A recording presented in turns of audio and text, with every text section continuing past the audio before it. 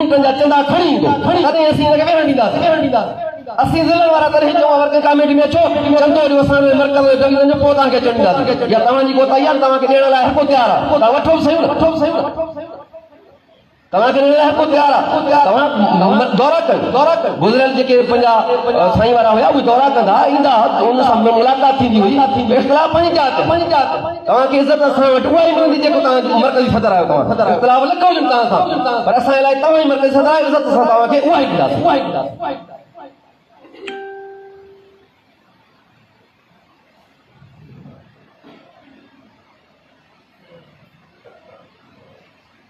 सही हाणे मां सम्झां थो पियो त जंहिं तरीक़े सां दोस्तनि वेहक कई आहे मोटंदी आहे उन लाइ साईं चई हो सुठी ॻाल्हि आहे सही ॻाल्हि आहे किथे मज़ाक़ करण खां बहितर आहे पाण में बदमिज़ाजी पैदा थिए इन जे करे इनशा ताला हुते सुठे नमूने सां जेको आहे साईं पीर साईं भलो किरदारु अदा कयो आहे दोस्तनि सुठो कयो आहे पर इहो अलाह करे त हीअ दोस्त इन ॻाल्हि ते बीहनि को अलाह कम बीहंदा अलाह खे ईमान ॾिनो असां उनखे गुज़ारिश कंदासीं त सुठी ॻाल्हि आहे बाक़ी इहो आहे त असां हर तव्हांजे फ़ैसिले जेको जाइज़ फ़ैसिलो आइनी फ़ैसिलो हूंदो बिल्कुलु हिमायत कंदासीं ऐं असां तहरीक जे लाइ मां हिकु भेरो वरी पंहिंजे खुर्की ज़िले जी मेज़बानी तव्हांखे ॾियण लाइ तयारु आहियां महिरबानी